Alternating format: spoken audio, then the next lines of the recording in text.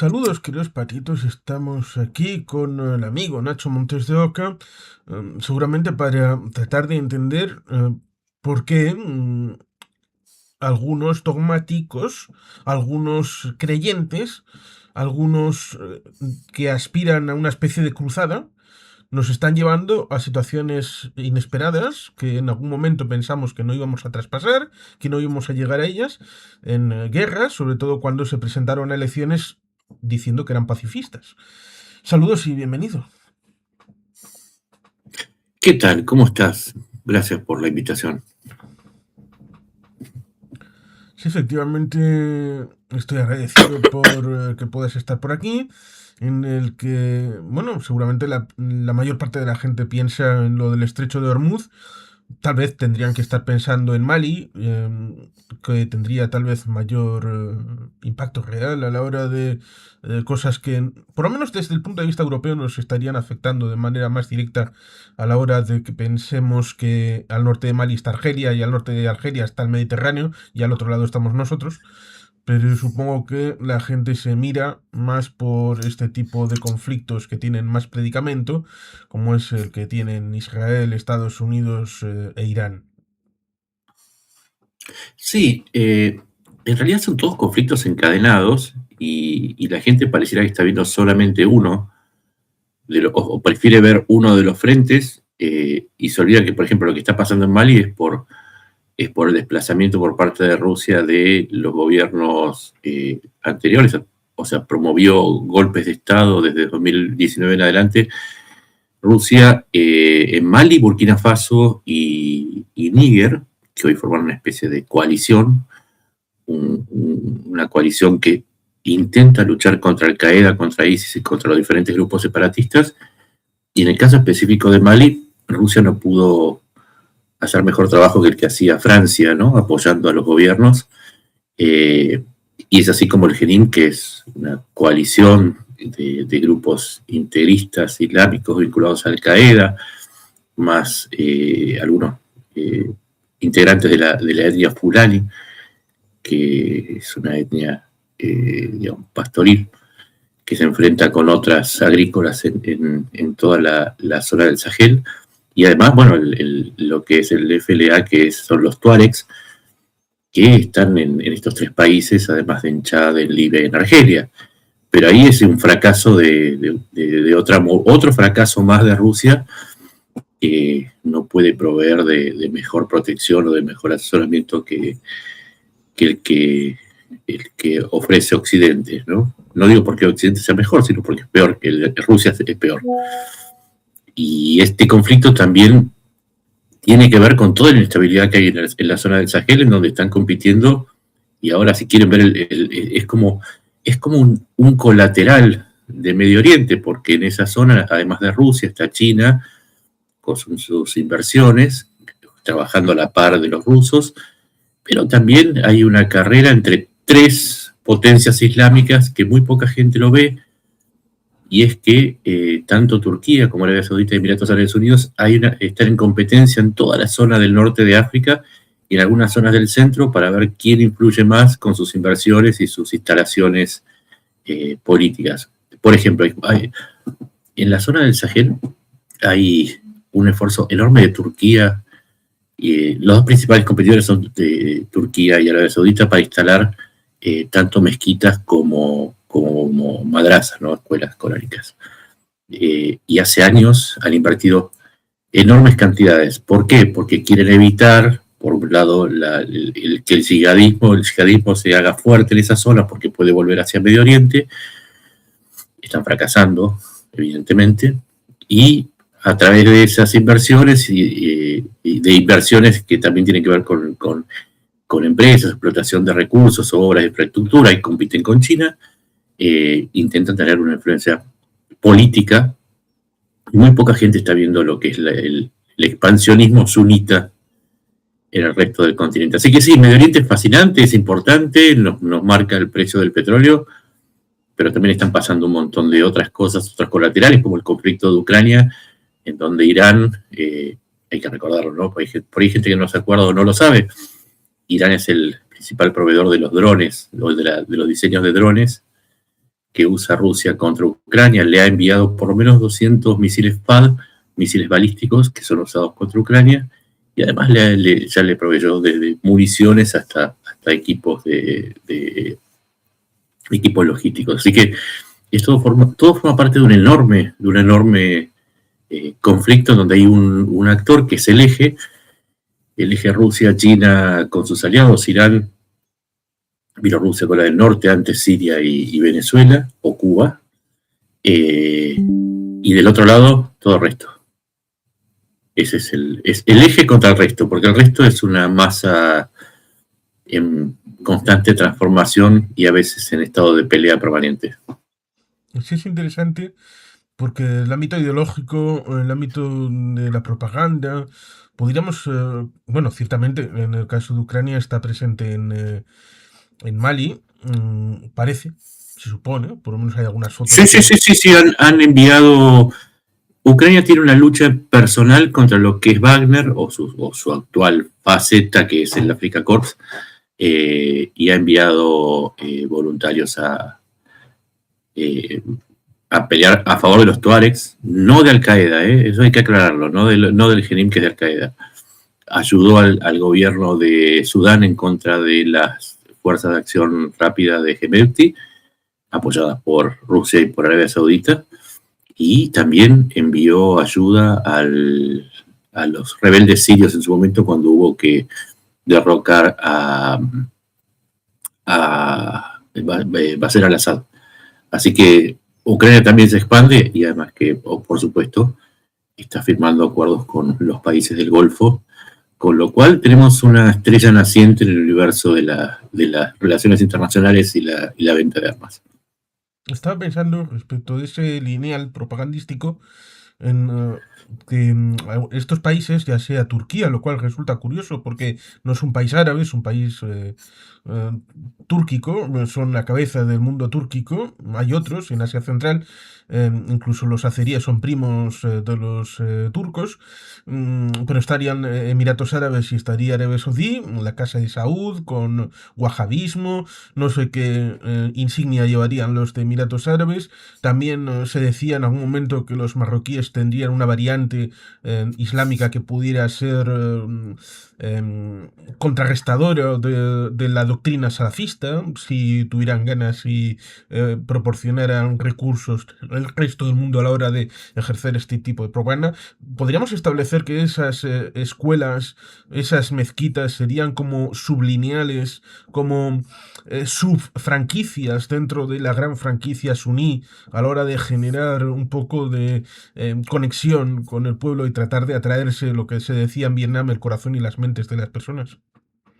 Sí, lo que pasa es que el mundo sunita está dividido en muchas facciones. Eso es algo que se está acentuando ahora. Por ejemplo, la salida de Emiratos Árabes Unidos de la OPEP implica una ruptura dentro de ese mundo sunita, de ese universo sunita árabe, ¿sí? Porque después tenemos todos los otros países, Indonesia, Pakistán, etcétera, etcétera, que están por fuera del Medio Oriente. Pero a su vez tenés a Turquía. Turquía propone un abordaje de la religión en donde el Islam tiene un rol subsidiario de la política.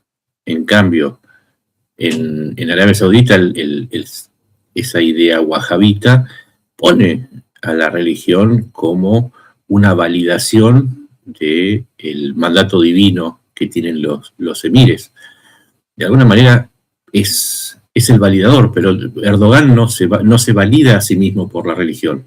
Es una sociedad mucho más secular. Entonces ya tenemos tres modelos diferentes porque a su vez Emiratos Árabes Unidos tiene una forma de concebir el Islam que tiende puentes con otras religiones. Es por eso que tanto los emiratíes como los bareníes firmaron los pactos de Abraham y no tienen ningún problema en acercarse con Irán, mientras que Arabia Saudita está teniendo un curso de colisión cada vez más fuerte con los israelíes y lo está planteando mucho desde el punto de vista de el guardián de los lugares santos y también ese reclamo por Jerusalén que se esconde detrás de un apoyo a los palestinos. Pensémoslo así. Arabia Saudita tiene el control sobre la Meca y Medina. Son tres ciudades sagradas, Meca, Medina y Jerusalén. En la medida que Arabia Saudita apoya la lucha, la causa palestina, también se acerca a la idea de compartir, de acuerdo a lo que originalmente pedía Naciones Unidas, que Jerusalén sea una ciudad abierta, sino que no esté controlada por Israel. Pero también vos hablabas de Marruecos. Marruecos tiene una visión más transaccional, mucho más transaccional de lo que es la política, pero además tiene objetivos que están separados de los del Medio Oriente. Tiene una mirada en donde, si se quiere, es un modelo mucho más autocrático dentro de lo posible, ¿no? Pero fundamentado en la política, en donde la religión, al estilo de lo de Turquía, valida, pero a su vez Turquía tiene una mirada mucho más de integración de estructuras, ¿sí? De estructuras como el Consejo de Cooperación del Golfo, donde confluye con el abordaje de los wahabitas. Le tiene terror a esa derivación de los wahabitas, que es el salafismo, de donde surge el ISIS y Al-Qaeda, pero a su vez se diferencia del modelo marroquí y del emiratí, porque por un lado tiene a Israel como adversario en el caso de Turquía. La diferencia de Marruecos, esa integración en bloques se opone a la de Marruecos, que se acerca más a la de los Emiratos Árabes Unidos, que es, como es transaccional, es hacer acuerdos ocasionales, estratégicos, pero privilegiar al sistema propio y no al colectivo islámico. O sea, ya ahí tenemos 4 corrientes diferentes. Y después obviamente están los chiitas con Irán y el sur de Irak, que es si se quiere, es una quinta facción del Islam, y ya a esta altura estamos mareados porque nos damos cuenta que el mundo islámico, por lo menos en lo que es Medio Oriente y la zona del Magreb, es absolutamente diferente. Y si querés te puedo agregar a Argelia en el grupo de los transaccionales de Marruecos. Y a su vez Argelia y Marruecos están peleados. Así que el Islam no une. Y el sunismo tampoco une.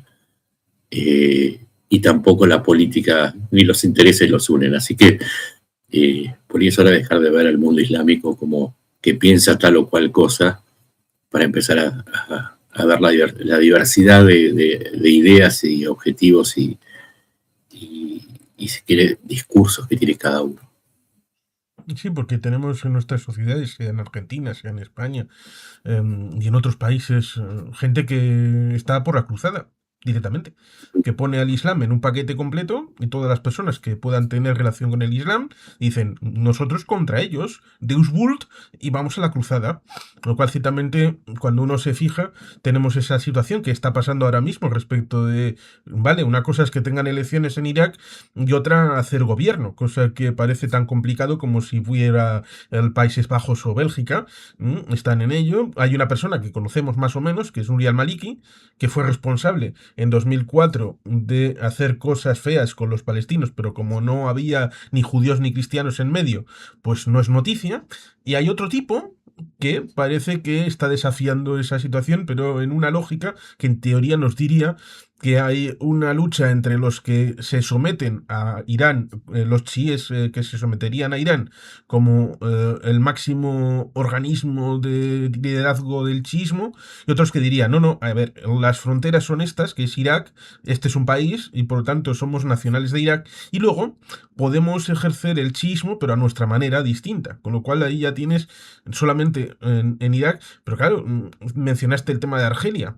En Argelia, recordemos, salieron de 30 años de gobierno de partido único, del 62, en los acuerdos de Vian, hasta el año 92, 91-92, el tema aquel de la primera y segunda vuelta, que la segunda no se hizo, precisamente por esa idea de que algunos iban a llevar el yihadismo a través de las urnas y convertir el país en un estado teocrático, y durante 10 años siguientes hubo una guerra civil que fue horrible. Pero claro, ahí tendríamos la situación respecto de la historia nos preconfigura, o el hecho de que ahora mismo haya una élite que gobierna desde Argel con dificultades en la Cabilia, la situación de la presión que viene desde Mali, puede desestabilizar y vete a saber lo que pueda pasar en Argelia con la situación que tiene respecto de estar en el Mediterráneo, enfrente está Italia, está España, al lado tiene Marruecos. Las cosas pueden ser misteriosas. A ver, tú, Alex, breves, tenés un montón de factores. Tenés también, a ver, yo recuerdo que hace 3 años se desactivó una célula del ISIS en Argelia y que después siguió la investigación y se dieron cuenta que a causa de esa idea de colocar a la religión en un lugar subalterno al de la política, y eso le sumás la crisis económica más el recuerdo de la lucha anticolonial, y tenés las condiciones perfectas para que surja el yihadismo dentro de Argelia. A su vez, hay factores como la disputa no solamente con Marruecos, sino también con Túnez. Es decir, recordemos que la frontera con Marruecos sigue cerrada hace años. Y tenés 1000 factores, pero es que ahí está el problema central, que cuando concebimos al espacio musulmán, lo vemos como un espacio musulmán, nada más, en donde, y acá fue el grave error de apreciación de muchos cuando se equivocaron en los diagnósticos con Irán.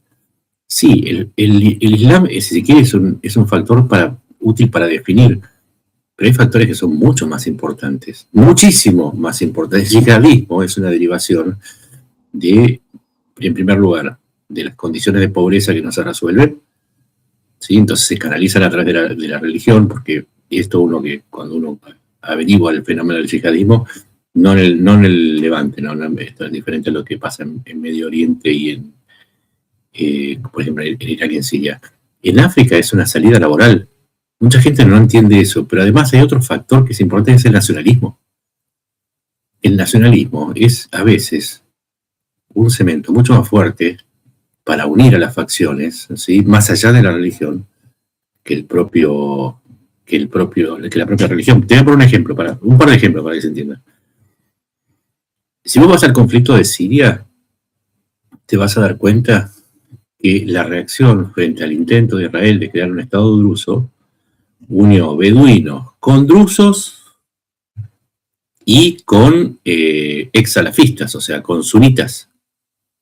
Si vos te vas a fijar, de pronto las coaliciones están armando hoy, por ejemplo, en el Líbano los sunitas con los cristianos y los drusos están empezando a quejarse de los métodos de Israel, aunque van en contra de Hezbollah, que es su enemigo externo, pero porque ahí actúa el nacionalismo, o sea, el querer evitar la desintegración del Líbano. En Irán, sabemos los problemas que hay con los azeríes, con los kurdos, con los baluchíes y si querés, con los luros y todos estos grupos.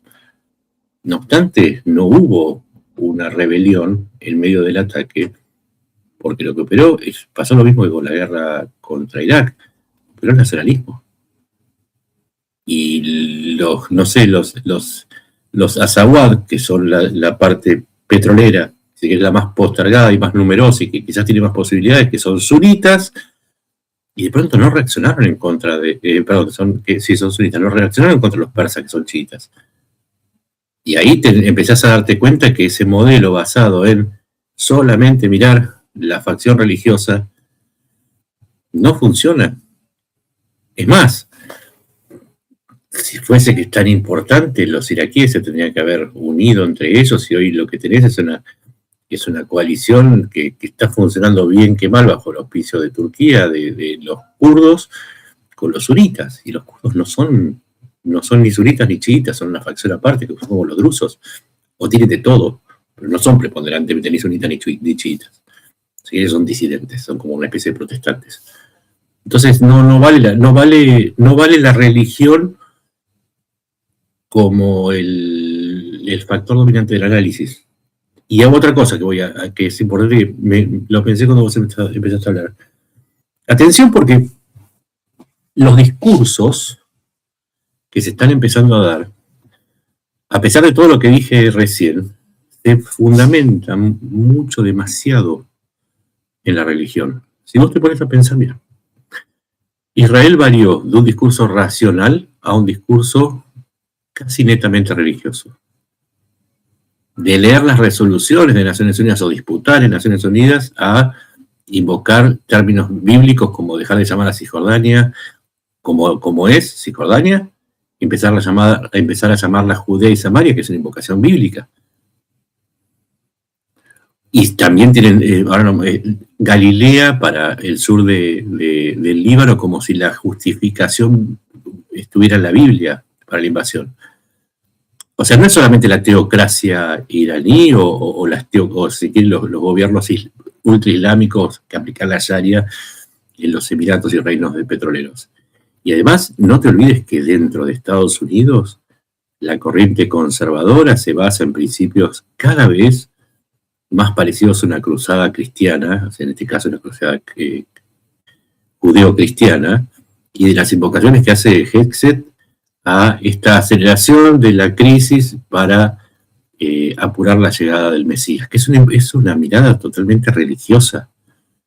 Y le sumo lo que vos decías, que muchos de los países que nos están viendo, se empieza a hablar de choque de religiones, como si el otro pudiera definirse solamente por su religión y a partir de ahí sacar conclusiones anticipadas de todo lo que va a ser y todo lo que merece en el caso de las cosas buenas o malas. Entonces el mundo se desliza hacia una mirada mucho más religiosa sin tener en cuenta los otros factores que te decía. Nacionalismo, religión, disputas ancestrales. Todo eso está quedando como en un segundo plano. Lo que hace es que fallen los análisis, por supuesto, ¿no? Por ejemplo, cuando dijeron Irán, ahora se viene un levantamiento y uno le decía, pero mirá la historia, mirá lo que pasó cuando los atacó Saddam Hussein en el 80. Se unieron todos, el nacionalismo. Y lo mismo pasa en Siria. Dijeron, no, que están matando a tal o cual. Cuando los drusos, apadrinados por Israel, quisieron lanzar un estado títere al sur de Damasco, y la respuesta fue de todos los sirios, de todas las religiones, así que no sé si el factor religioso siempre es el determinante. Sí, es cierto que este tipo de elementos puede dar lugar a sorpresas. Por ejemplo, en un momento dado, por lo que sea, el gobierno de Lyndon Johnson le pidió determinada cuestión a Franco acerca de la guerra de Vietnam. Hubo españoles en Vietnam, en el entorno de Saigón, pero enfermeros, tema médico. Hubo una misión por allí. Y parece que Franco le dijo, oiga, señor Johnson, no se equivoque. Esta gente puede aparecer como comunista, pero en realidad está luchando por su país. Así que claro. Ahí tendríamos un elemento de un tirano, un sátrapa, un absoluto criminal como era Franco, pero eso no indica que vaya a equivocarse siempre y que alguna vez, incluso un reloj parado da la hora 2 veces al día, bien. Con lo cual uno se pregunta cosas, se pregunta cuestiones como por ejemplo la que has citado del tema del Líbano.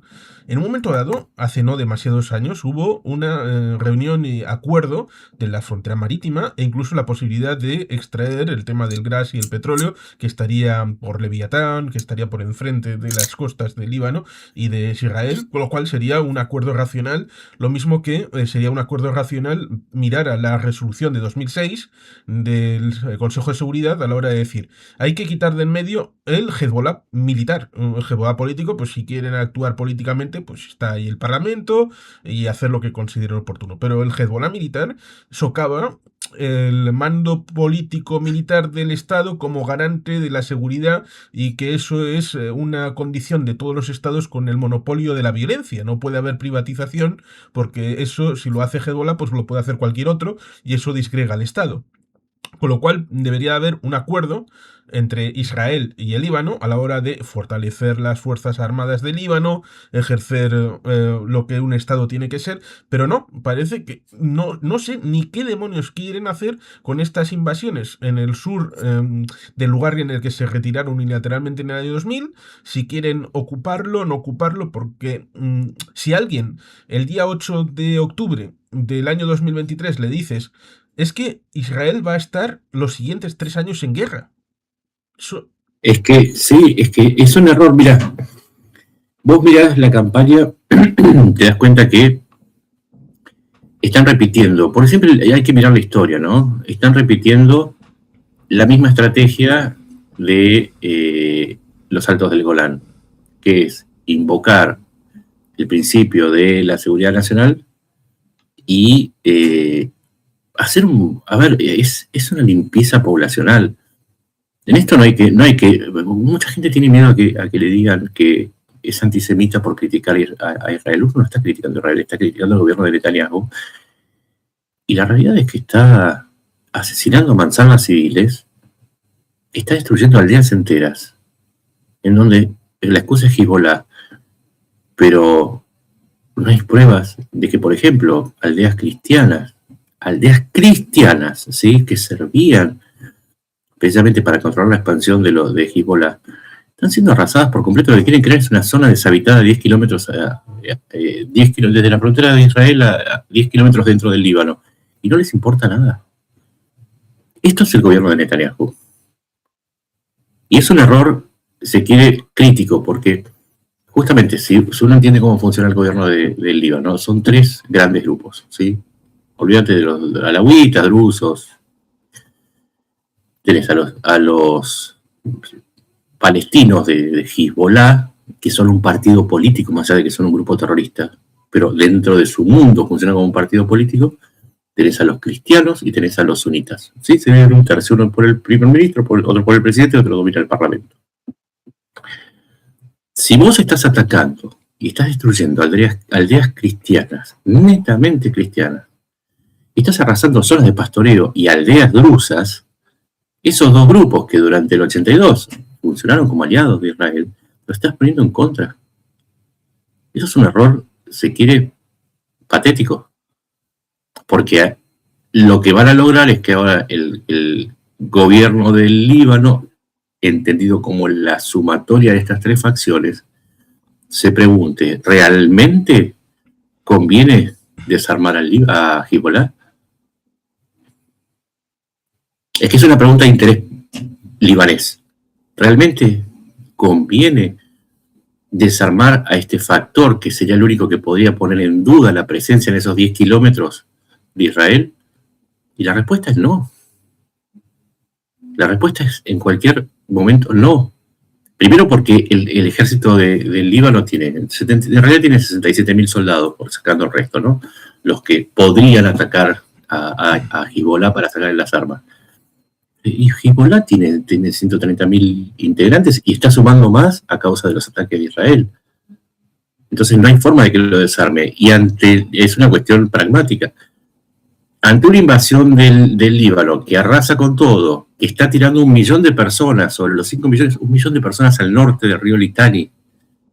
A ver si entendemos. ¿España qué población tiene hoy? ¿50, 60 millones? 48. Pongamos. 48. 45. Bueno, imagínate que tiran 9 millones de personas los sacan de la zona de no sé, del sur y los mandan al norte. 9 millones de personas. Cualquier país colapsa. No tiene sentido lo que está haciendo el gobierno de Netanyahu. Es por eso que dentro de Israel empiezan a surgir cada vez más voces pidiendo el fin de la guerra. Vos lo decías, 3 años de guerra, 3 años más de guerra. Puede que económicamente no lo sientan tanto, porque la economía de guerra acelera el crecimiento económico. Pero realmente van a meterse en 3 años de guerra en varios frentes. No lograron cerrar el de Irán, porque lo frenó Estados Unidos. El plan nuclear y misilístico sigue ahí, el régimen sigue ahí. Eso es un fracaso de Netanyahu. ¿Por qué? Porque tuvo que admitir que es un socio menor de Estados Unidos. En Cisjordania, lo único que están logrando es el repudio absoluto y crear las condiciones para que ese frente se haga más activo. En Gaza, no lograron resolverlo, Hamás sigue ahí. Y ahora suman el Líbano. ¿Será por eso que las encuestas le dan a Netanyahu que va a perder frente al nuevo partido creado por Lapid y Bennett? Es muy probable que sí. No hay que tener miedo de decirlo. El gobierno de Netanyahu está cometiendo atrocidades en todos los frentes. Atrocidades. Ya son más de 267 los muertos. Creo que entre el año pasado y los palestinos muertos por los colonos israelíes en Cisjordania. Y eso también está generando una reacción. Europa se alejó de Israel. Pero no porque Europa apoye a Irán, eso son estupideces, sino porque a Europa le resulta imposible apoyarse en un gobierno que hace lo que hizo en Gaza, en Cisjordania y en Líbano, y que además trata de desmembrar a Siria, a la cual Europa está tratando de ayudar, porque por ahí puede llegar el gas y porque quiere frenar la inmigración siria, quiere devolver a los sirios que están en Europa. Y frente a eso se encuentra con Israel tratando de crear un estado satélite druso que tocaría las puertas de Damasco por la extensión territorial. Eso no es culpa de Europa. Eso es algo que Israel está creando y que tiene que ver con la mentalidad nacionalista ultrarreligiosa, volvemos a religión, de los grupos que necesita Netanyahu, porque como el Likud no llega, tiene que ir a todos estos grupos como los de Smotrich, los de Ben-Gvir, para apoyarse.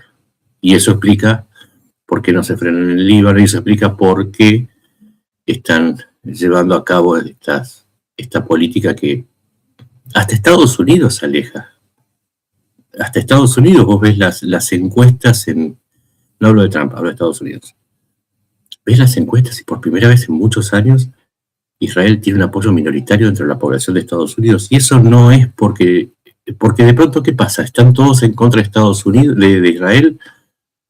¿O hay algo que está haciendo el gobierno de Netanyahu que le hizo perder todo el capital político logrado al haber sido víctima de la masacre del 7 de octubre a manos de Hamas? Y no solo perdió ese capital político, sino que además está perdiendo mucho más capital precisamente por actuar de una manera casi de fanatismo religioso, basándose en premisas bíblicas del pueblo elegido o de las zonas que le corresponde a Israel. Pero la Biblia es basándose en la Biblia, pero la Biblia no tiene el mismo valor que el Corán, el Bhagavad Gita o los libros de los cientologistas. En relaciones internacionales, lo que diga la Biblia importa nada, pero menos que nada, porque si no, resolvamos los desacuerdos en el Extremo Oriente por los libros sintoístas. Suena ridículo, ¿no? Sí, efectivamente suena ridículo, pero parece que en los últimos días y semanas he recibido inputs de cosas que en otro tiempo se pensarían que son completamente ridículas. Cierto es que cuando nos miramos en el espejo de Israel, podremos decir un montón de cosas. Por ejemplo, ¿por qué hay esa gente en las colonias, en el área de disputa de Cisjordania? En parte porque el precio es más barato de la vivienda ahí.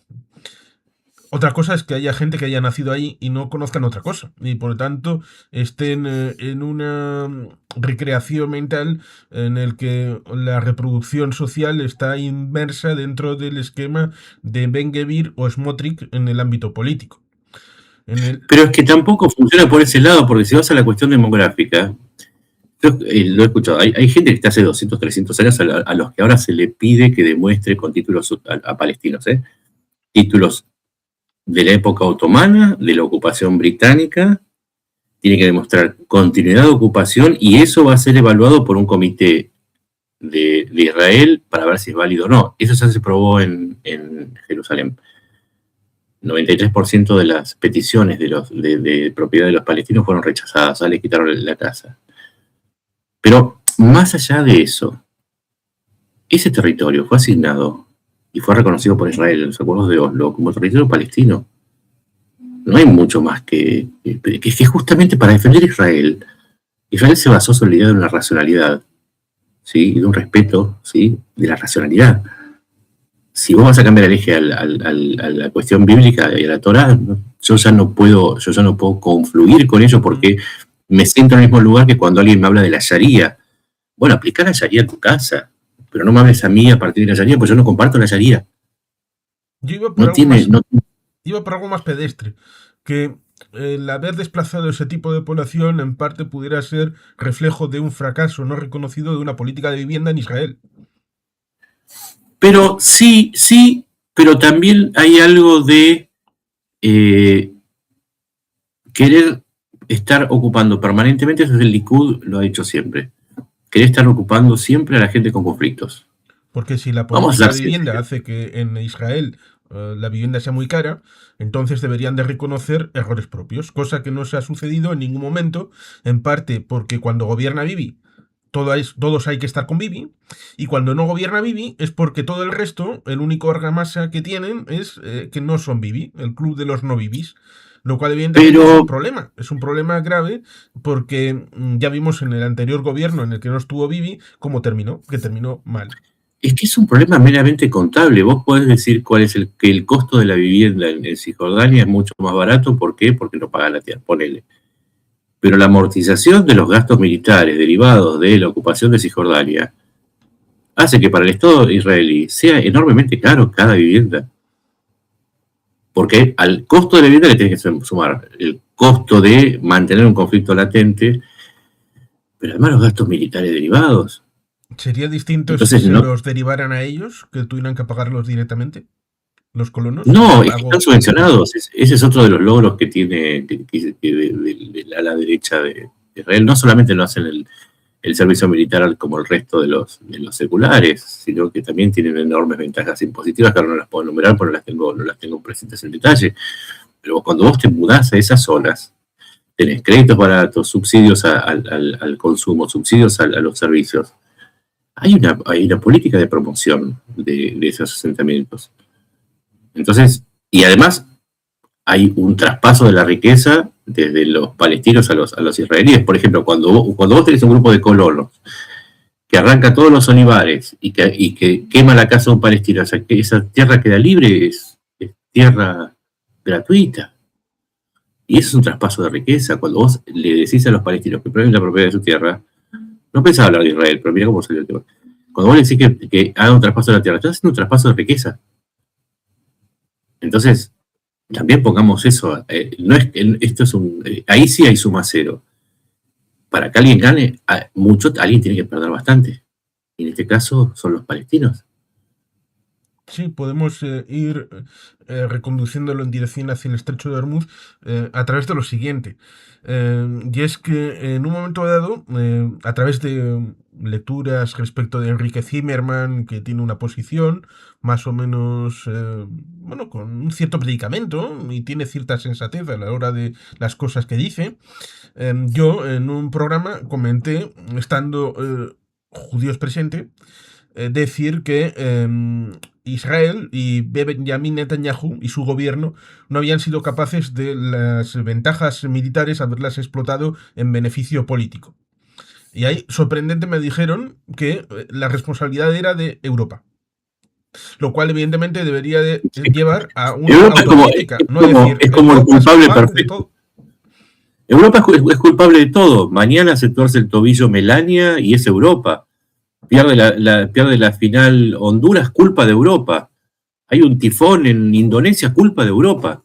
No, eso es toda responsabilidad de Israel. Israel ejecutó esa política. Lo que hace Europa es, como lo hace Emiratos Árabes Unidos y como lo hace la izquierda dentro de Israel. O sea, Europa repite el mismo discurso que la izquierda de Israel. En la izquierda de Israel, esto es que la gente lo tiene que tener muy claro. Si bien hay una parte que apoya a Bibi, hay una parte de Israel que está horrorizada. Está absolutamente en contra de las colonias ilegales en Cisjordania. Están en contra. Por dos motivos. Primero, porque vienen de una tradición, si se quiere, más socialdemócrata, si querés, más vinculada a la legalidad. Otros son liberales, ¿sí? Y obviamente van a coincidir con un nacionalismo religioso. Pero hay otros que están entendiendo que las consecuencias para Israel de seguir con esta política tiene más pérdidas que ganancias, porque están convirtiendo a Israel en un estado paria. Y eso en Israel es muy fuerte. De hecho, yo tengo contacto con gente de la izquierda de Israel, y no es de ahora, es de hace años que vienen diciendo, están destruyendo la reputación de los judíos. Porque mucha gente asocia Israel con los judíos, como si fuese algo que digo, el judío argentino es argentino, no es un súbdito de Israel. Y ellos me dicen, y es que en realidad terminan afectándonos a todos porque nos identifican a nosotros con eso que sucede allá, con lo cual nosotros estamos en contra. Y las encuestas dentro de Israel, las protestas que hubo en Tel Aviv en estos días, cuando caían las bombas y los misiles iraníes y los cohetes de Hezbollah, en Tel Aviv y en otras ciudades, había protestas contra el gobierno, desafiando inclusive la cuestión de la seguridad. Eso la gente lo tiene que entender.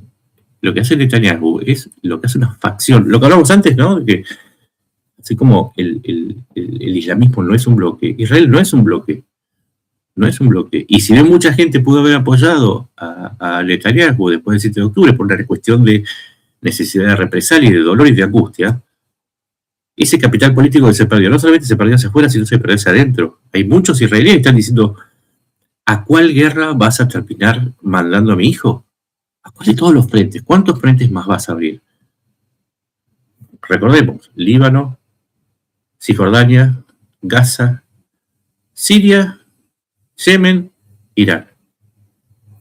6 frentes. Y todos abiertos.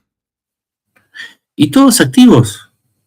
Y muchos israelíes dicen, pero nosotros éramos conocidos por convertir el desierto en un vergel, por nuestra tecnología, por nuestra resiliencia. Y hoy somos conocidos por ser el hegemón. Y no hay ninguna ganancia en eso, porque vamos a poner claro las cosas. Israel no tiene un comercio con la región grande, ¿sí? Su principal comercio es con Estados Unidos, China y la Unión Europea. China le está cortando el comercio de una manera impresionante. Europa amenaza con romper todos los acuerdos de cooperación si no frena un poco su ímpetu. Y en Estados Unidos lo único que lo sostiene es Trump.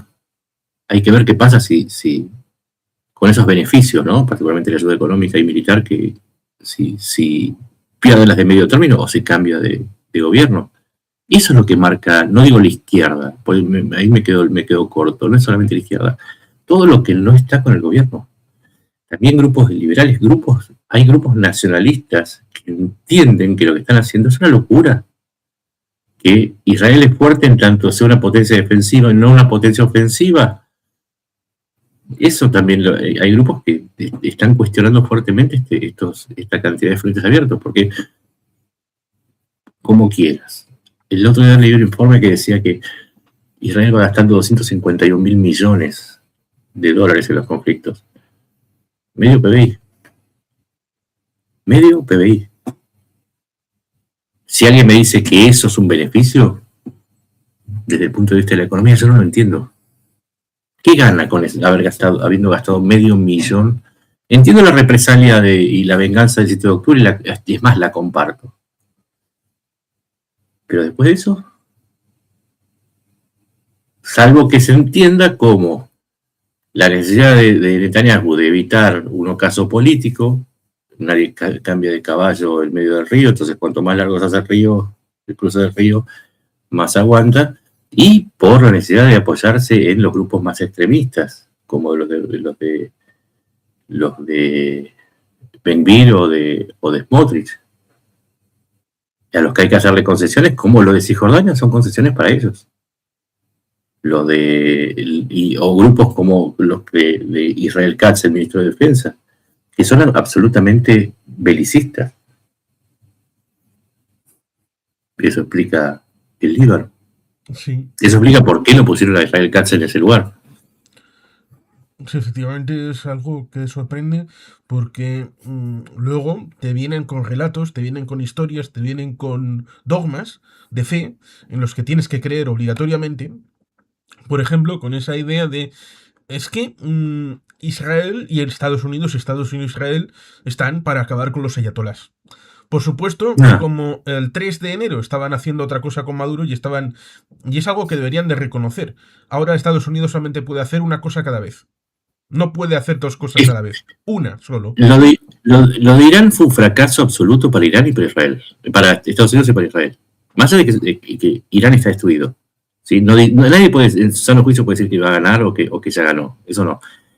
Pero los planes de Israel y de Estados Unidos eran 3. ¿Sí? Los 3 objetivos. Acabar con el régimen, acabar con el programa nuclear, acabar con el programa misilístico. Ninguno de los 3 está logrado. Ni siquiera están cerca de lograrlo. Porque la única forma de terminarlo, y ahí erraron su diagnóstico, es con una invasión terrestre.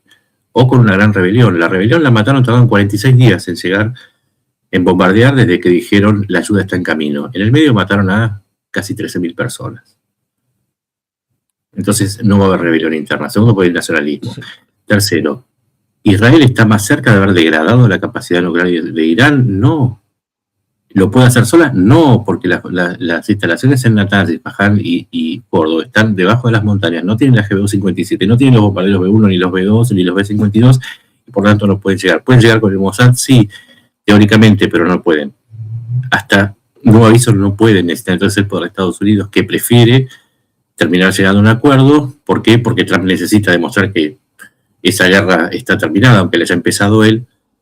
Entonces traicionó a su vez a Israel, le dijo no siga con los ataques. Entonces los dos tienen que reconocer que fracasaron los tres objetivos, y además ahora Estados Unidos tiene que reabrir Hormuz. Y no solamente reabrirlo, sino que lo más probable es que deje la cabina de peaje iraní puesta, cosa que no puede evitar, porque no se puede meter en Hormuz. Porque hay que decirlo, la armada más poderosa del mundo no tiene ni dragaminas, ni se va a poner a meter una flota entera en el estrecho de Hormuz, 33 kilómetros de ancho, en donde es el sitio perfecto para una emboscada, con misiles, drones y minas. Entonces, fracaso sí, es un fracaso. Es un fracaso, quizás el fracaso estratégico más grande de Estados Unidos en los últimos tiempos, desde Vietnam, o desde que salieron de Afganistán, pero además con otro agravante. Estados Unidos sale tremendamente debilitado estratégicamente porque en esta crisis perdió a sus aliados, perdió el apoyo irrestricto de sus aliados, perdió a Europa, perdió a Australia, Japón, Corea del Sur, Taiwán. Ya nadie lo acompaña en sus locuras, porque esto fue una locura, hay que decirlo con todas las letras. No había plan, tiene razón Merz. El plan era seguir las corazonadas de Trump, que últimamente está cada vez más deforestado mentalmente. También hay que decirlo sin miedo, cada vez está más delirante y ordena acciones como retirar 5.000 soldados o 6.000 soldados de Alemania, en el momento en que Rusia está reforzando su presencia hacia el occidente. Entonces, fracaso tras fracaso, y hay que decirlo, Estados Unidos no está derrotado, pero en tanto siga Trump, es previsible que estas derrotas estratégicas sigan, porque ha organizado su gobierno sobre la base de la obediencia absoluta, de contar con leales y no con gente preparada que le diga que las tonterías que propone no tienen posibilidades de ofrecer buenos resultados. Digo, Sí, por lo que sea. Irán, Groenlandia, Europa, los aranceles. Sí, los aranceles, en teoría el Tribunal Supremo le había dicho una cosa, pero él sigue con sus cosas con el tema de los automóviles, que si va a poner otra vez un arancel del 25%, automóviles, Europa. Pero es que no puede, es que además no puede. ¿Qué le dijo la Corte Suprema? Tenés que esgrimir motivos de seguridad nacional para poder establecer, creo que el apartado 13 era, no me acuerdo ahora. Y que en todo ¿Y caso dónde te está lo el tiene motivo? que hacer el Congreso. Usted no puede hacerlo desde el despacho oval.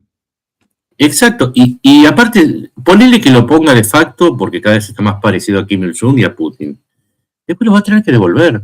¿Quién va a hacer negocios importando? Es más, vos pensás de esta manera, hay dos escenarios posibles. Hago el negocio y después tengo que pedir esos aranceles que me cobraste, y es un negocio más grande para mí. Yo se lo trasladé al que quería comprar un BMW y está dispuesto a pagar un 25% más, lo compra. Después la Corte Suprema vuelve a decir, no, te dije que no podías, bueno, tengo que devolver el 25%. Se lo devuelve a la empresa, y la empresa ya le cobra el 25% al cliente, después lo recupera y se sacó un 50% de ganancia. Así funcionan más o menos los aranceles con la devolución de los 160.000 millones de dólares. Y el otro escenario es que le digan, no importamos, ¿sí? Porque este precio no vale la pena. Y se va a comer un juicio porque está afectando las ganancias de una empresa. Entonces la empresa gana dinero haciéndole un juicio al Estado. Es ridículo, es ridículo. Es ridículo por donde lo mires. Y además de todo esto, Estados Unidos no produce la cantidad suficiente de autos y de la calidad necesaria, con lo cual va a aumentar el precio de interno porque la demanda no va a estar satisfecha. ¿Dónde está la ganancia de tener un personaje semejante en el gobierno? Sí, sobre el tema histórico, cuando pensaba en Vietnam, que lo mencioné, pensaba en si Estados Unidos hubiera hecho solamente Rolling Thunder, es decir, bombardeo aéreo, puro y duro, sería lo que ha hecho ahora con el tema de Irán. Pero es que en Estados Unidos hicieron otra cosa en el tema de Vietnam, pusieron un montón de gente sobre el terreno y las consecuencias intelectuales, físicas, a la hora de las memorias de Vietnam siguen estando presentes en Estados Unidos hoy. Por eso no quiero presentar batalla sobre el terreno con ningún soldado, porque saben que esto puede ser, y mucho más en el tema de Irán, porque esto ya se especuló. Seguramente te acordarás cuando sucedió las consecuencias de Irak en 2003 en adelante, se especuló de, bueno, ¿y quién es el siguiente? A ver si nos vamos a meter con Irán. Y ahí, Sí. inteligentemente, los asesores de Bush le dijeron, esto de Irán es más complicado, así que en este momento, cuando nos dicen, es que vosotros los europeos estáis con los ayatolás, queréis la teocracia en Irán, queréis que esto siga adelante, los israelíes lo sabemos muy claramente, dicen la parte israelí, estamos en guerra desde el 79 porque Irán ha dicho que quiere destruir Israel. Hombre, si fuera eso así, os habríais metido en la guerra Irán-Irak del 80 al 88, que la guerra estando abierta, el carnicero haciendo las facturas, pues os hubierais metido ahí para tratar de derrocar a los ayatolás en ese momento. Claro, ahí tenemos una En situación. todo caso, si te preocupa tanto la proliferación nuclear, no haces la reunión justamente en Islamabad, que es un país que en el 89 desplegó sus primeros misiles nucleares y que tiene un acuerdo de defensa mutua con Arabia Saudita, que no es precisamente un amigo de Israel. ¿Entendés el sentido? O sea, cómo la lógica le falla la lógica. Y si vas a la historia, ¿sabes qué me hace acordar? Ayer estaba mirando algo sobre la operación que lanzó, ¿cómo era? Linebacker, Johnson, cuando dice, nosotros vamos a terminar con el problema de Irán, cuando asume, después de la muerte de Kennedy, y bombardea Hanoi y todas las bases, todo, más fue cuando lanzó la gente naranja, el desfoliante, lanzó más bombas que en la Segunda Guerra Mundial, para que la gente lo entienda. ¿Sí? ¿De qué sirvió? De nada, porque no podía llegar a pie a Saigón. Y se le está repitiendo el mismo escenario. Vos podés bombardear 10 años a Irán. Irán ya vivió con sanciones durante 12 años. ¿Vos creés que eso hizo caer al régimen iraní? No. Es que no tiene asesores que o por lo menos no escucha a los asesores, o los elige mal o no los escucha, o ambas cosas. Pero es que la historia 10 veces, ¿te acordás cuando bombardeaban Tora Bora en Afganistán y decían, no, miren el poder de nuestros bombardeos, no sé cuántos kilómetros arrasados, 50 bombardeos, no sé, no quedó nadie vivo y Bin Laden siguió adelante y hoy Al Qaeda sigue existiendo y está en las puertas de la capital de Mali. Otra vez repiten. Y esto es importante, así como dije recién que no hay que tener miedo a criticar al gobierno de Israel, tampoco hay que tener miedo de criticarlo a Trump. Uno tiene suficiente sustancia como para decir que se equivoca. No, yo no digo que es un tarado, ¿eh? Eso si lo pienso no lo voy a decir, pero que se equivoca objetivamente, porque de una campaña que se suponía iba a ser rápida, terminó en 60 días de guerra y no ha resuelto nada. Y ha agotado la mitad de su parque un 44% de su parque de Patriot, cerca de un 60% de los TAD, 22 al 24% de sus sistemas de lanzamiento de precisión. ¿Y con qué va a seguir una nueva campaña? ¿Cómo vas a invadir? Se te acabaron los poderes especiales de la ley de guerra de los 60 días. ¿Cómo vas a invadir Irán? ¿Con cuántos hombres? Tenés 50.000. Con 50.000 no llegas a la esquina de la calle principal de Bandar Abbas.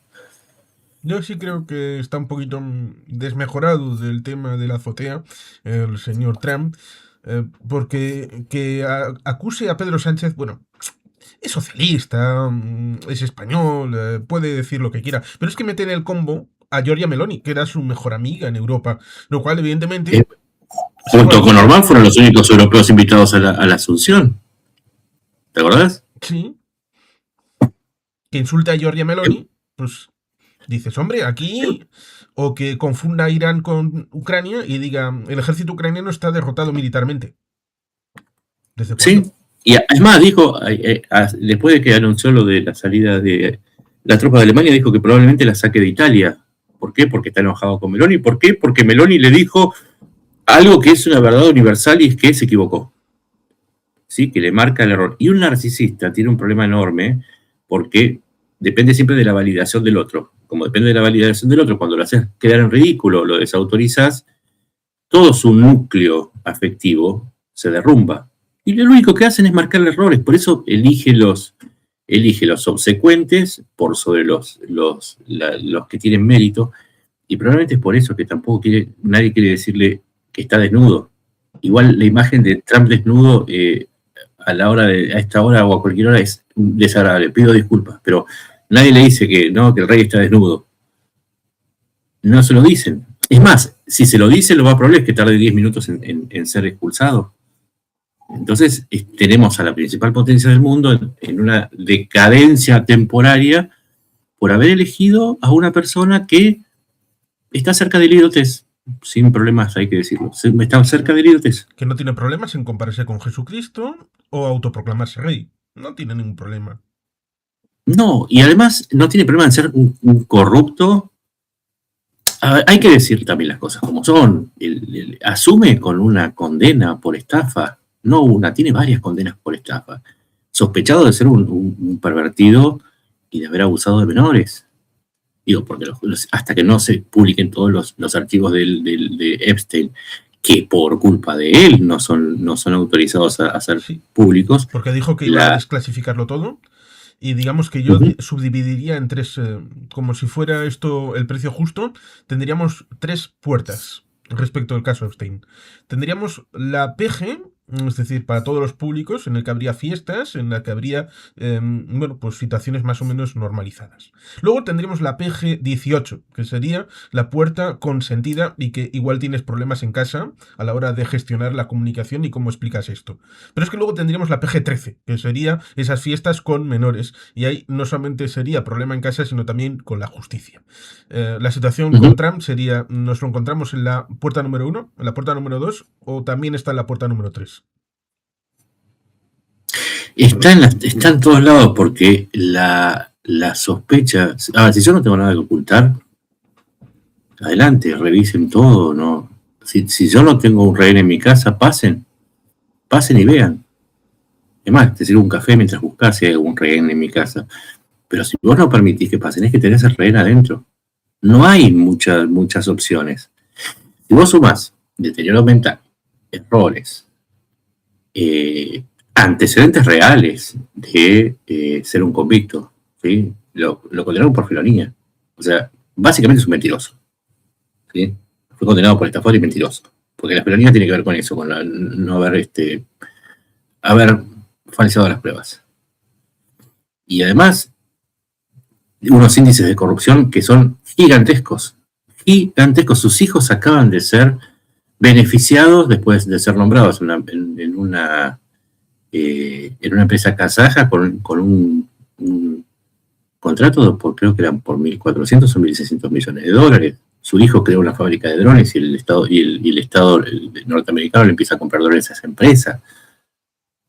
Entre otras, muchas otras pruebas de corrupción. Entonces... Pero esta familia hipócrita son los que le presionaron a Zelensky para que metiera cosas contra Hunter Biden. Y ahí hay otra cosa importante que quiero aclarar. Las redes rusas y las de MAGA están actuando de una manera absolutamente coordinada. En las últimas horas empezaron la campaña a través de cuentas que algunas que unos creían que eran pro-ucranianas, para resaltar este asunto del NABU, que es la Oficina Anticorrupción de Ucrania, donde supuestamente tenían pruebas de la corrupción de Zelensky. Cuando uno va a las pruebas que tiene son absolutamente ridículas, uno se da cuenta que es una campaña, pero lo que también nota es que las redes rusas y las de MAGA están repitiendo lo mismo. repiten exactamente el mismo discurso. Repiten ese discurso, el discurso de que Ucrania tiene que entregar tierras por paz. Repiten el discurso de que no es cierto que el material norteamericano adquirido por Europa, por el mecanismo Pool, está siendo frenado en Estados Unidos. Dicen no, que llega y de todas maneras, que eso es toda una mentira. Están muy implicadas, muy, pero muy coordinadas las redes de MAGA y de Rusia, particularmente en Europa. Hay muchos que nosotros pensábamos que eran pro-ucranianos y que están distribuyendo las mismas mentiras. La otra cuestión es que hay problemas con el reclutamiento ucraniano está en crisis y que los ucranianos se resisten a ser reclutados. Yo lo vengo escuchando, yo estuve en Ucrania. Yo estuve preguntando, soy periodista, mi trabajo, y la realidad es que no mucha gente quiere ir. Es cierto, pero no es que se van a escapar. Hay muchos que a los que yo les preguntaba me decían más o menos el mismo discurso. Yo sé que ir a la guerra es terrible y que probablemente no vuelva, pero si me toca voy a ir. Básicamente es lo que te decía el promedio. Algún loquito te dice, yo voy a ir igual aunque no me llame, me voy a prestar de voluntario. Y el que no, ya se fue. A ver, pensemos un segundo, usemos el cerebro, ¿no? A veces es mucho más sencillo resolver. Si vos no querés ir a la guerra, ¿por qué te quedas en Ucrania esperando a que te recluten? Si la salida es libre.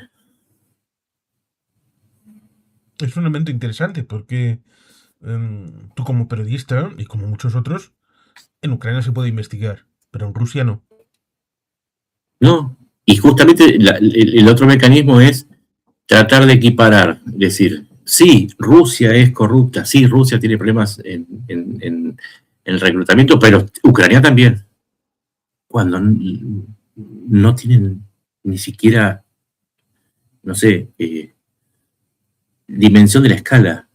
El otro día también empezaron con que un empresario cercano a Zelensky había comprado la propiedad más cara de Europa, un departamento por 436 millones de dólares. Sí, era un oligarca ucraniano que en su momento apoyó a Zelensky, pero que se tuvo que ir de Ucrania porque le encontraron algunos negocios vinculados a Rusia.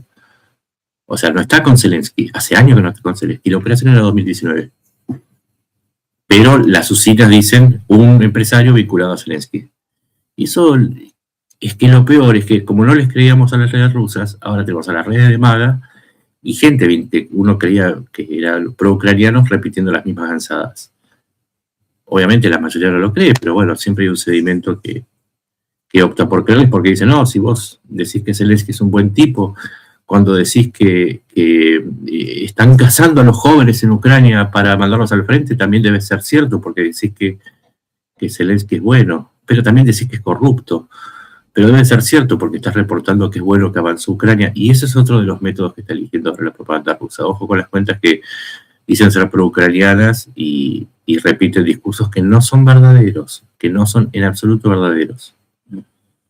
Sí, lo que es ciertamente verdad es que nos encontramos con esta guerra que ya lleva 4 años largos en la versión actual y va para un poquito más. Es el mismo riesgo que parece que está abierto en el tema de Irán y todas estas guerras del pacifista Donald Trump, al quien dentro de poco va a haber unas situaciones un poco conflictivas en el Mundial de Fútbol, porque va a ser en Estados Unidos y ahí más de un país va a sentirse incómodo a la hora de jugar los partidos en Estados Unidos. Pero más allá de esto, la situación está de cómo va a poder terminar la guerra en Ucrania es ahora que no se ve, porque una posibilidad es que sea una guerra eterna y que siga estando ahí abierta. Otra es que culmine un poco a la coreana.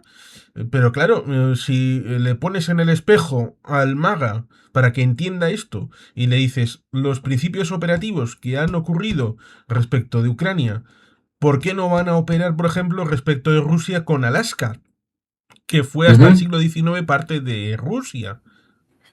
Claro. Y ahí, ¿quién, debido a toda la situación que hemos vivido en los últimos 5 años, quién iría a apoyar a Estados Unidos después de todo esto? Yo creo que nadie. Mirá, y hay 380.000 millones de razones para que Europa no apoye más, presione a Estados Unidos. Ese es el gasto en defensa de Estados Unidos, que por eso Estados Unidos está presionando a Europa para que no haga el compra europeo, para que no privilegie a las empresas europeas el momento de la compra. Lo que tiene para perder Estados Unidos es inmenso. Además, si ellos no logran abrir el estrecho de Hormuz, le están diciendo a los países más ricos de la zona que empezaron algo que los terminó castigando. ¿Por qué? Porque ahora van a depender de pagar el peaje a Irán. Un peaje Pero que que no cuando estaba vos pagas el antes. peaje, no es solamente el costo, porque el costo de $1 en algo que sale 100 no es mucho. El problema es cuando te dicen que no te dan el permiso, con lo cual Irán logra el dominio sobre las exportaciones de ese 20% del petróleo mundial.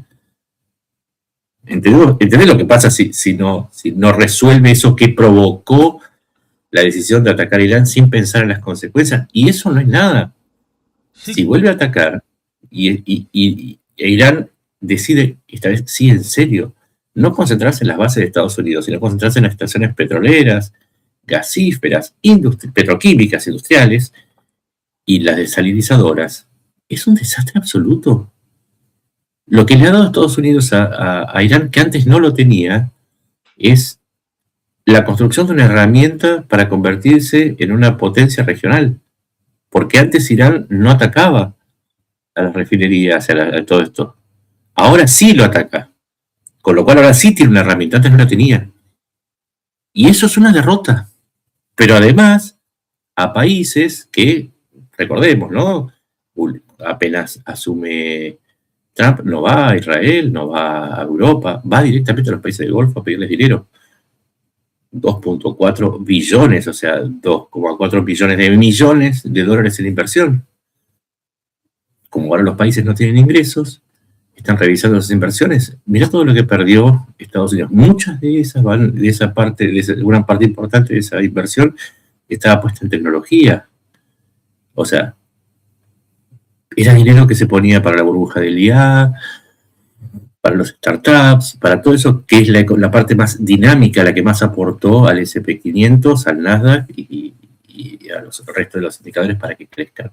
Si eso se llega a retirar junto con el retiro, con el abandono de la colocación automática de las ganancias de los petrodólares en el sistema financiero de Estados Unidos, el dólar se cae. O sea, por donde lo mirás, es un desastre lo que hizo. Pero además deja a sus aliados de la región repensando, ¿me conviene a mí ser buen amigo de Estados Unidos si no me puede ni siquiera defender y armado todo este despelote y no lo solucionó? Es como invitar a un amigo tuyo y que viene y te rompe el televisor, te toquetea a tu mujer y después se come todo lo que hay en la heladera y lo deja todo tirado y sucio. Es decir, no lo invito más. Se suponía que este era un amigo mío. Bueno, más o menos eso es lo que hizo en el Extremo Oriente, en el Medio Oriente, Estados Unidos. No, tiene que solucionar Hormuz, tiene que solucionar Irán. Porque si además ahora Irán, antes había una fatua hecha por Ali Khamenei que impedía el desarrollo de un arma nuclear. No impedía que se avanzara hasta el estado inmediatamente anterior a la producción de una bomba nuclear, pero impedía que se haga. Ahora asumió su hijo que con ánimo de represalia y sin ningún tipo de dique moral o de dique político, y frente a una derrota convencional, dice, lo único que nos puede salvar es una bomba nuclear. O sea, también aceleró el plan nuclear iraní, que no lo termina si no termina con el régimen de los ayatolás, y no termina con el plan misilístico, es algo que destruya toda la industria iraní, con lo cual tiene que volver a atacar, con lo cual volvemos al problema anterior, que Irán va a ejercer la represalia. Por donde la agarres, es una estupidez lo que hizo. Estuvo muy mal manejado. sí es un elemento interesante porque las fatuas también pueden ser reinterpretables. Y puede interpretarse Total. que ese arma nuclear sería defensivo y no cariz ofensivo, que el ayatolá Ali Khamenei habría dicho que está prohibido una arma nuclear ofensiva. con lo cual encajaría respecto de una forma de verlo, como pudiera ser respecto del hecho de que Pakistán tenga el arma nuclear. Y ciertamente, si hay un ataque con todo, en esa hipótesis de tratar de laminar y devolverlo a la edad de piedra, como Donald Trump ha dicho alguna vez en su red social, pues evidentemente la contrarréplica sería destruir no solamente las industrias de los países que están en el otro lado, sino también las desaladoras y quitarles el tema del agua, con lo cual sería invivible y habría un éxodo o un fallecimiento de un montón de 100 gente. millones de personas. 100 millones de personas. Es más, mira, provocó otro cambio en el poder de Irán. Antes tenías al líder supremo y tenías la Guardia Revolucionaria Islámica, que era su guardia pretoriana. Por otro lado tenías el clero, ¿sí? El clero que funcionaba de alguna manera como un consejero, sin llegar al poder, pero de alguna manera, no digo que legitimaba, pero apoyaba la tarea del líder supremo, ¿sí? El Consejo de Sabios tenía influencia, aunque era elegido por el propio Jamenei, pero tenía palabra.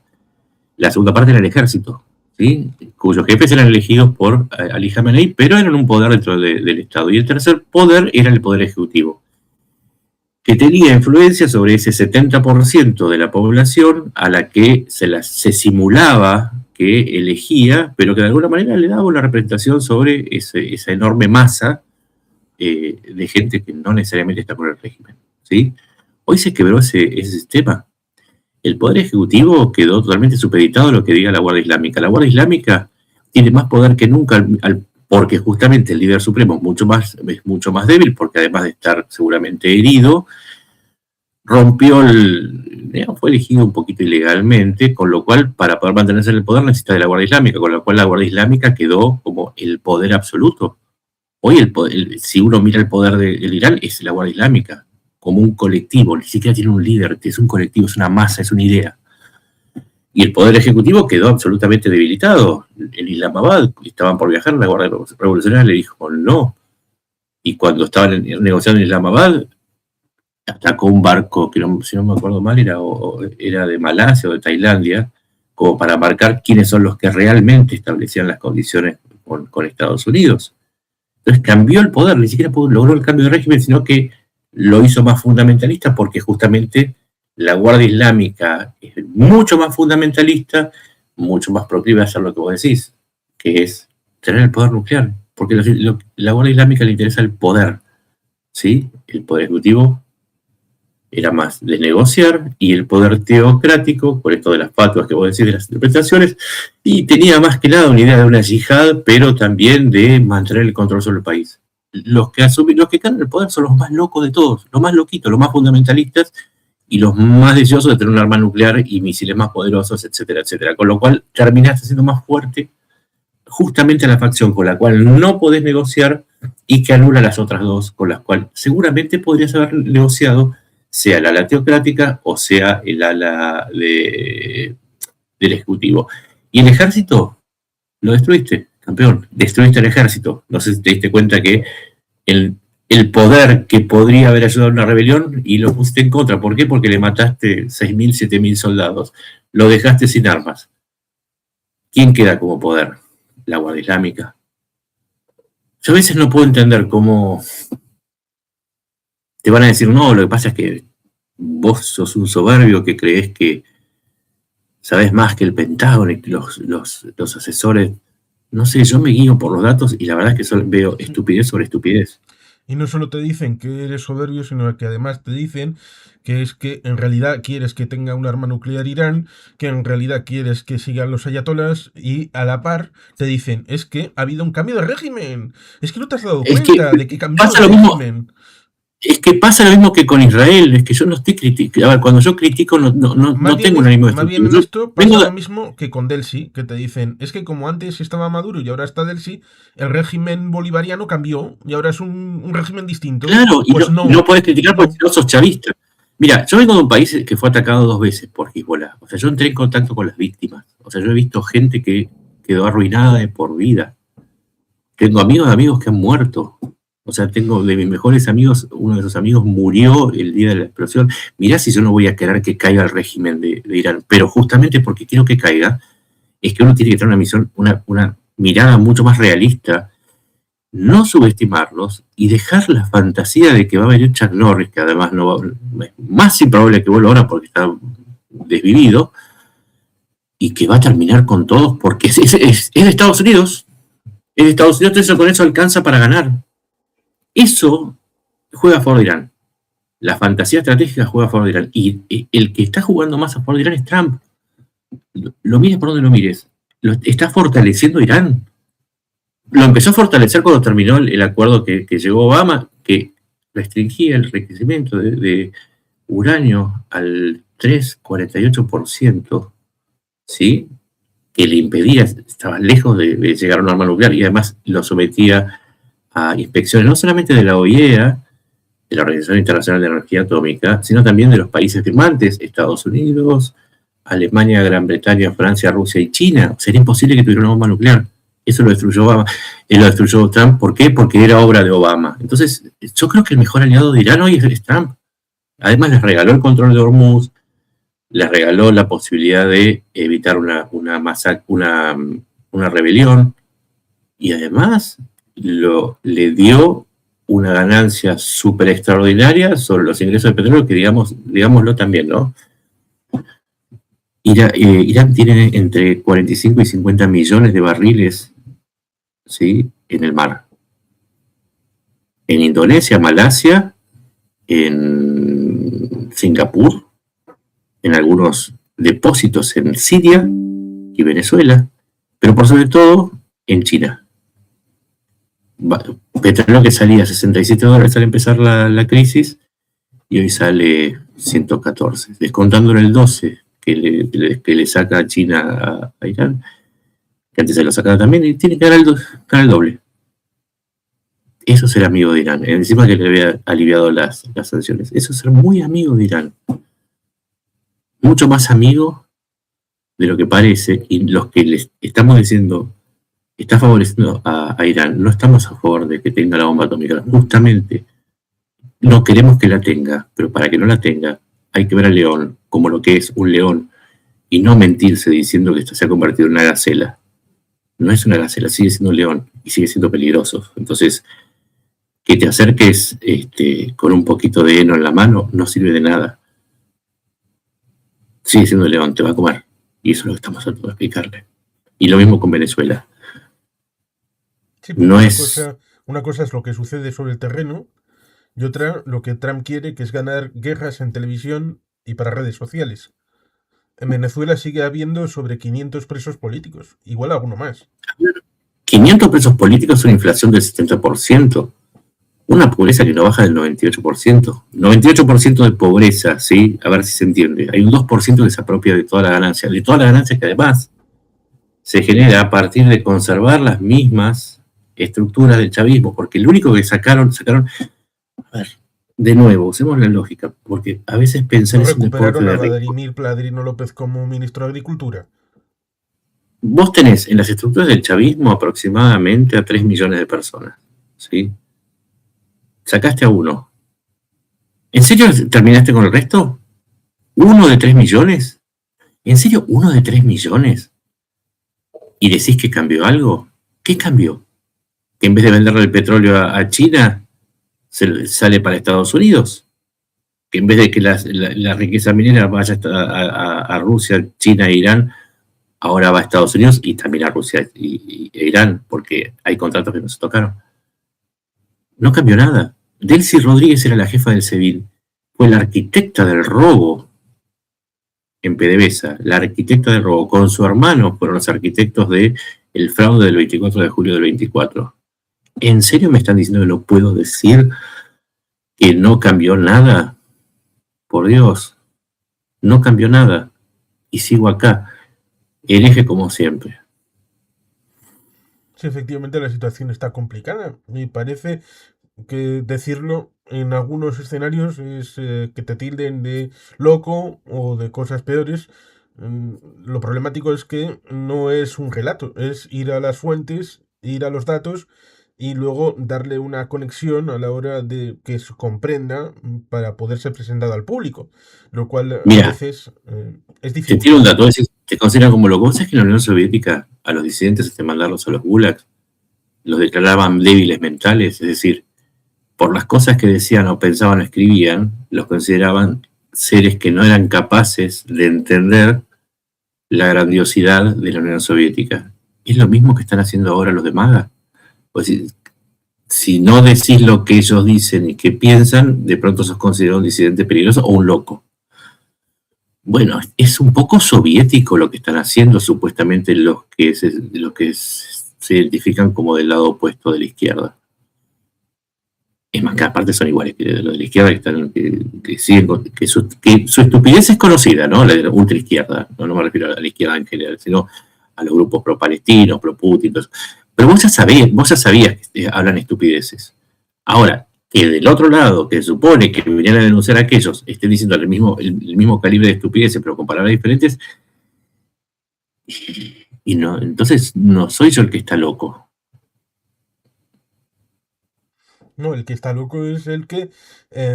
y alguien me comentó alguna vez, compáralo con esto en 1914 respecto del parteaguas que supuso la Primera Guerra Mundial. Ya, si cogemos esa definición y las consecuencias de la Primera Guerra Mundial, tendríamos que hubo unas potencias que fueron las defensoras del sistema y otras que fueron contestatarias porque no les dieron en el sistema lo que consideraban oportuno. Claro, el problema es que la potencia que estaría en dudas respecto de saber en qué punto está sería Donald Trump y sería Estados Unidos, que en teoría sería el pilar fundamental del sistema. Sí, la columna principal está derrumbando. Que vos le eches la culpa del derrumbe a las columnas secundarias, sea Europa, Japón, Corea del Sur, Taiwán o Australia, del colapso general, es como demasiado. Teniendo en cuenta además que hay algo que es real, y es que, así como favoreció a Irán, está favoreciendo a Rusia de una manera ya desagradable. Ya por poco les falta viajar a San Petersburgo y desfilar, o que el 9 de octubre desfile frente a Putin con, no sé, una columna formada por Rubio, Hegseth, Bessel y todos sus funcionarios. Es ridículo lo que está haciendo, está destruyendo Trump la Alianza Occidental. Y la Alianza Occidental lo que tenía, el poderío que tenía, que le permitió desde el fin de la Segunda Guerra Mundial o desde la Segunda Guerra Mundial, es precisamente el haber sido una alianza. Era la concepción gestáltica del poder, que la suma de las partes era mucho más poderosa que las partes en sí mismas. A ver, ¿qué va a hacer Estados Unidos en una próxima guerra si termina de divorciarse de Europa sin las bases en Europa? ¿Cómo va a llegar? ¿Va a atravesar todo el Pacífico? ¿Va a depender de 3 islas, no sé, Guam y un par más? Si no defiende a Japón y no tiene a Japón que dice yo no quiero meterme en problemas, ¿dónde se va a basar para defender a Taiwán? En Tailandia, ponele, pero no tiene mucho, tampoco lejos, ¿no? Estados Unidos necesita Europa, tanto como Europa necesita Estados Unidos, y eso se llama alianza. Mira, hace un cálculo. Desde que asumió Trump, le dio $400 millones, perdón, no Trump, el Congreso le dio $400 millones que fueron trabados por Colby, el subsecretario de Defensa. En ese mismo tiempo, Europa le dio, ahora acaba de aprobar 90.000 millones más otros fondos por fuera de esos 90.000 millones, está más o menos en algo así como 123.000 millones de euros, sumando, por ejemplo, 9.000 millones de euros que acaba de aprobar Alemania por fuera de esto. 0 contra 120 y pico mil de millones de euros.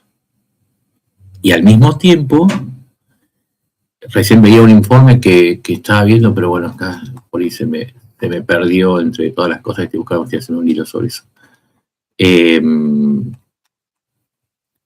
Al haber relajado las sanciones a Rusia,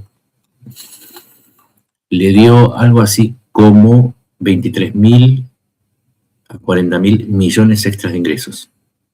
Es decir, no le dio nada a Ucrania, pero le dio, indirectamente, pero le dio 40.000 millones a Rusia. ¿cómo se llama eso? Números. Es un hijo de puta. Y que quiere hacer solamente comercio egoísta, en el que ahora es el que vende más gas, más petróleo, más recursos naturales de Estados Unidos, y que el resto del mundo, pues puede ser como Nerón tocando el arpa mientras arde Roma, pues no pasa nada, Pero es todo, que todo tampoco, perfecto. es que la superganancia por el aumento del petróleo solamente le van a las petroleras. El galón de petróleo, el galón de combustible, está a 4.18 promedio en todo Estados Unidos. Hay lugares donde en California sale Sí, 7, ¿no? Pero efectivamente por ese los es el problema. La vuelta cuando la persona va a la gasolinera a comprar. También. eso, junto con los aranceles, están empujando la inflación hacia arriba. La inflación hacia arriba termina con el crédito barato para, desde comprar una casa hasta emprender una industria o para pagar un crédito, no sé, por la tarjeta de crédito.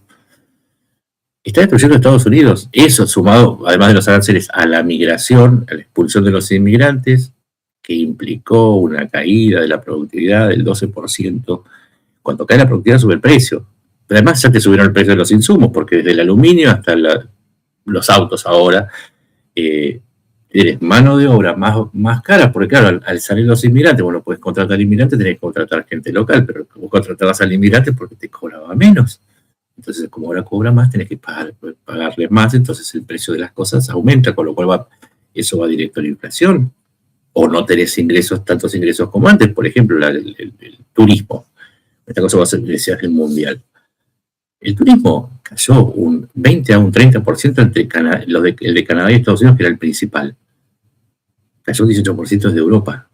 ¿Por qué? Porque de Europa dice, ¿para qué voy a viajar allá? Me tratan mal. Ahora, te doy otro dato.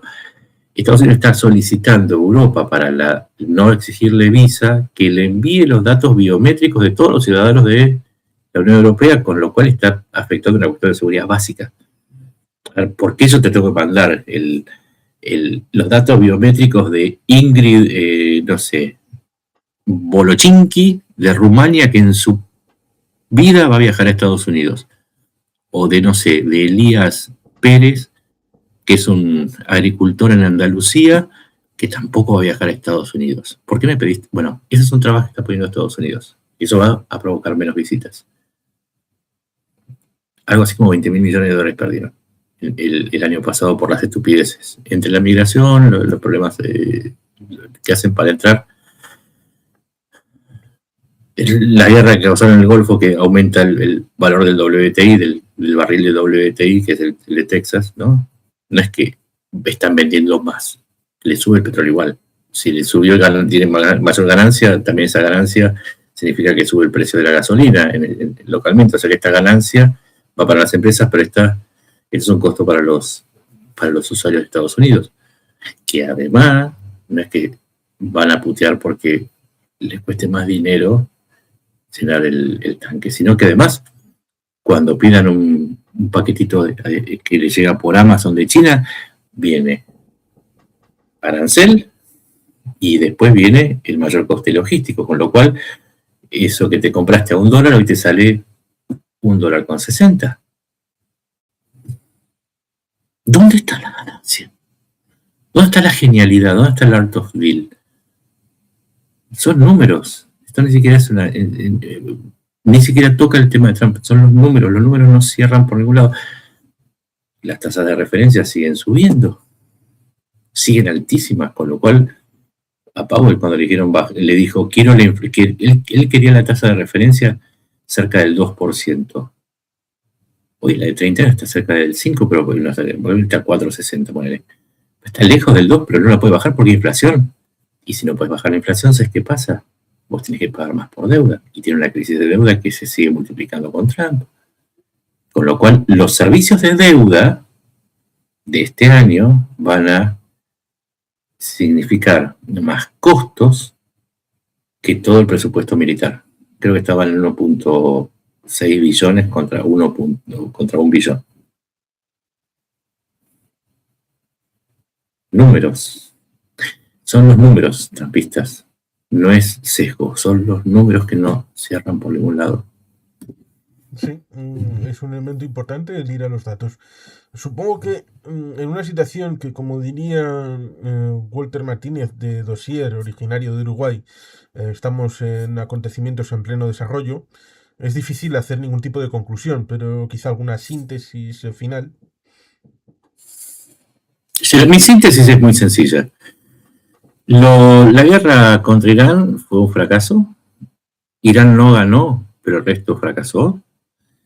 No se resuelve, estamos en problemas enormes porque se están acabando los stocks de las reservas. Creo que no, mucha gente no. Esto no tiene que ver con lo que está en la góndola, sino lo que está faltando en el depósito para llenar las góndolas. Y que Europa no es la culpable de todo, ni tampoco los países. No es culpable Estados Unidos, no es culpable Israel. El problema está en los gobiernos que eligieron esos países. Y con eso, y que cada uno se tiene que hacer cargo de lo que ha elegido. Los argentinos también estamos. Que efectivamente en las democracias existe la libertad de expresión, existe la libertad de publicación y existe la libertad de voto a la hora de, en caso de que te guste lo que hay, seguir apoyándole y en caso de que no, revocar la decisión y votar a otro. Cosa que en principio de aquí a noviembre van a poder pensar sobre Estados Unidos los que en última instancia tienen la responsabilidad, que son los ciudadanos de Estados Unidos. Así que ciertamente no puedo sino agradecerte el hecho de que hayas estado por aquí en esta ocasión y que probablemente más adelante pues volvamos. A vos gracias por la invitación y bueno, nos vemos en la próxima. Ahora me vuelvo a trabajar porque el mundo lo demanda.